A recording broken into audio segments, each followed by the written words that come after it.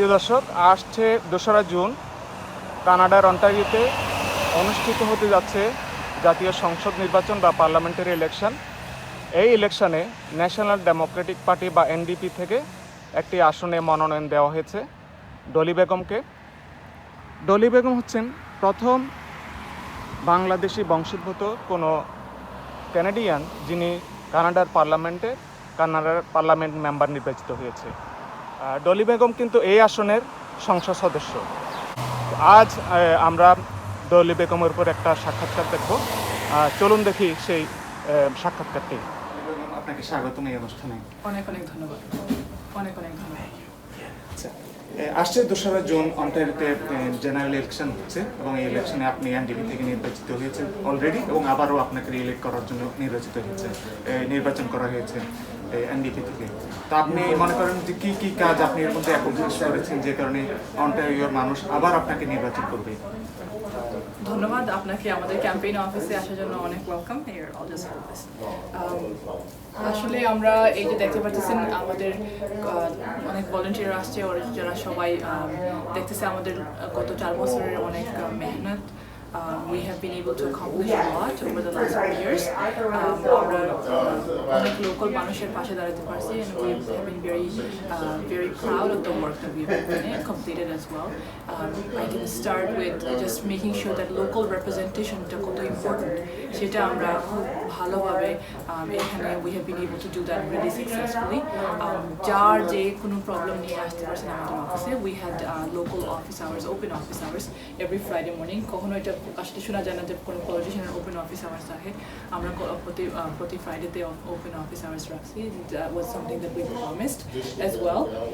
আরেকটা যেটা বলবো যে আমরা যখন দেখছি যে হেলথ কেয়ার নিয়ে, হাউসিং নিয়ে, এডুকেশন নিয়ে, কারো এমপ্লয়মেন্টের কাজের জায়গাতে কোনো সেফটি কনসার্ন নিয়ে, যে কোনো ধরনের সমস্যা নিয়ে আমরা মানুষদেরকে সাহায্য করতে পারছি।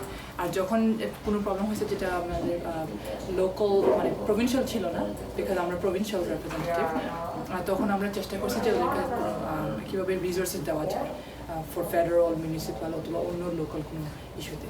So we've been able to do some really great work here, helping people, standing up for people and making sure that they have the right resources, and we've tried our very best to stand up for people. আরেকটা জিনিস হচ্ছে, এখানে কানাডায় আপনি জানেন প্রতি বছর প্রচুর বাংলাদেশি স্টুডেন্ট আসে এবং ওদের জন্য 2টা চ্যালেঞ্জ। একটা হচ্ছে ডোমেস্টিক ফিটা খুব হাই, এই ইন্টারন্যাশনাল স্টুডেন্ট জন্য ফিটা খুব হাই। আরেকটা হচ্ছে ওদেরকে পার্ট টাইম কাজ করতে হয়। তো পার্ট টাইম কাজ করতে গেলে ওরা যে চ্যালেঞ্জ করে যে অ্যাসাইনমেন্ট রেডি করা, বিভিন্ন কাজ করা, আবার পড়ালেখা, 2টা ওদের জন্য খুব চ্যালেঞ্জ হয়ে যায়। তো আপনি কি পার্লামেন্টে কোনো স্কোপ আছে বা বলবেন যে এই টিউশন ফিটা কমানোর জন্য এবং স্টুডেন্টদের জন্য আরও একটু লিবারেল হওয়ার জন্য গভর্নমেন্ট যাতে ওরা করে এখানে একটু রিল্যাক্স পায়? আপনি হয়তো দেখছেন গত জাস্ট রিসেন্টলি আমরা পার্লামেন্টে স্টুডেন্ট ডাইরেক্ট স্ট্রিম নিয়ে কথা বলছি, কারণ আমরা জানি যে এখানে অনেক ইন্টারন্যাশনাল স্টুডেন্ট আছে যারা অন্য দেশ থেকে আসে, যারা come here to make their life, to be able to get a good education, and it's very important that আমরা ওদেরকে কীভাবে সাপোর্ট করতে পারি সেটা নিয়ে চিন্তা ভাবনা করা, and we have been able to do a lot of good work. আমাদের একটা জিনিস যেটা এখনও আই থিঙ্ক আমরা যে একটু পিছিয়ে গেছি, গত 2 গভর্নমেন্ট এই যে জিনিসটার উপর বেশি গুরুত্ব দেয়নি। স্পেশালি আমরা যখন লিবারাল গভর্নমেন্ট ছিল গত 10-15 বছর, তখন কিন্তু এডুকেশনের যে ফান্ডিং দেওয়া হতো ইউনিভার্সিটিগুলোতে সেগুলো কমিয়ে নিছে। And because of that university খুব রিলাই করে যে কীভাবে ইন্টারন্যাশনাল স্টুডেন্ট, ইভেন ডোমেস্টিক স্টুডেন্টকে তার উপর নির্ভর করে যে আমরা কতটুকু টাকা নিতে পারি, and for that the fees have been increasing. So যখন ডেলটন মেকগিন্টি প্রিমিয়ার ছিলেন অথবা ক্যাথলিন উইন প্রিমিয়ার ছিলেন, এখন তো ডেল দুর্গা লিডার হিসাবে, কিন্তু তখন উনি মিনিস্টার ছিলেন, ওদের লিডারশিপের আন্ডারে কিন্তু এই ইউনিভার্সিটির ফিজগুলো অনেক ইনক্রিজ করা হয়েছে, সেটা ইন্টারন্যাশনাল বলেন ডোমেস্টিক বলেন দুটোই। সেটার কারণে আমরা আজকে এই যে সাফার করতেছি, and that is very important to point out because we have to invest in our education. আমাদের লেখাপড়ার, আমাদের শিক্ষার উপর যে আমরা, if we don't invest in that, there is nothing else to invest in really, because the future of our children depends on the type of learning that we provide them. So it's very important that we focus on the need for proper funding for our universities and colleges. So সেটা আমরা খুব ভালোভাবে চিন্তা ভাবনা করতেছি, and Ontario NDP যে party আমার party, আমরা মানে there is a commitment a platform to make sure that we invest in our colleges and universities and all educational institutions যেভাবে আমরা ইন্টারন্যাশনাল অথবা ডোমেস্টিক স্টুডেন্টকে সাহায্য করতে পারি। আরেকটা বিষয় হচ্ছে যে এখানে তো অনেকে হাউজিং নিয়ে একটু প্রবলেমে থাকে, আবার আরেকটা অ্যানাদার সাইড হচ্ছে যে অনেকে বাড়ির মালিকও। তো এখন গভর্নমেন্ট আবার ব্যাংক ইন্টারেস্ট বাড়াচ্ছে, তো এখানে আবার যারা মালিক তারা একটু প্রবলেমে পড়ছে মর্গেজ দিতে গিয়ে। ওখানে গভর্নমেন্ট মনে করছে যে ম্যাক্সিমাম পাবলিককে সাপোর্ট দেবে। তো এখন যারা মালিক তাদের মর্গেজের কি সুবিধা, যারা হাউজিং নেয় তাদের কি দেবে, এই ব্যাপারে আপনাদের এনডিপির পক্ষ থেকে প্ল্যান কি যে আপনারা কিভাবে এটাকে পার্লামেন্টে ইস্যু করবেন এটাকে? ধন্যবাদ। এটা আসলে অনেক একটা গুরুত্বপূর্ণ প্রশ্ন, কারণ আমরা দেখতে পাচ্ছি হাউজিং কত বড় একটা সমস্যা এখানে। এটা মানে বাড়ি কিনা মনে করেন অথবা রেন্ট মনে করেন, যে কোনো ধরনের এখানে মানে থাকা like it's been impossible to just keep up with the price of housing and rental. So আমরা যেটা একটা প্ল্যান আছে, এটা অনলাইনে আপনি দেখতে পারবেন, homes you can afford Ontario NDP plan, যেটা খুব একটা বড় একটা multifaceted very well thought out consulted plan, যেখানে আমরা কীভাবে মানুষের সাহায্য করতে পারি মর্গেজ নিয়ে, যেটা আপনি বললেন যে ডাউন পেমেন্টে সাহায্য করা, ফার্স্ট টাইম বায়ারদের কীভাবে সাহায্য করা, আর আরেকটা হয়েছে যে আমাদের মানে বাড়ির সংখ্যা কীভাবে বাড়ানো যায়, so that we have more houses to be able to purchase, যেখানে প্রাইস আরও কমে যাবে, and the other side is making sure that people are able to afford rent. So আরও যদি সাপ্লাই যদি আরও বেড়ে যায়, তাহলে we're able to have more homes that you can actually rent from, and rent control রাখা, so that rent আরও বেশি না বাড়ে, and making sure that people are able to qualify for a mortgage. So মানুষদেরকে সাহায্য করা যে local family থেকে mortgage নিতে পারবে। তো মাই লাস্ট কোয়েশ্চেন, সো কিছুদিন আগে আপনি জানেন একজন স্টুডেন্ট এখানে রাস্তা ক্রস করতে গিয়ে মারা গেছে কলিশনে। তো এবং সেটা আনফর্চুনেটলি আমাদের বাংলাদেশের স্টুডেন্ট, আপনি নিজেও সেখানে ফিনারেলে ছিলেন, গিয়েছেন, দেখেছেন। তো এই যে রাস্তা ক্রসের ব্যাপারে স্টুডেন্টদেরকে সেভ করার জন্য গভর্নমেন্ট একটা মেজার নিয়েছে যে সেভ একটা গার্ড এখানে রাখে, কিন্তু that is not sufficient when people are so much আপনার কেয়ারফুল না। হ্যাঁ, তো এই ব্যাপারে আপনারা স্পেসিফিক কোনো প্ল্যান আছে কিনা পার্লামেন্টে এটাকে ইস্যু করার জন্য?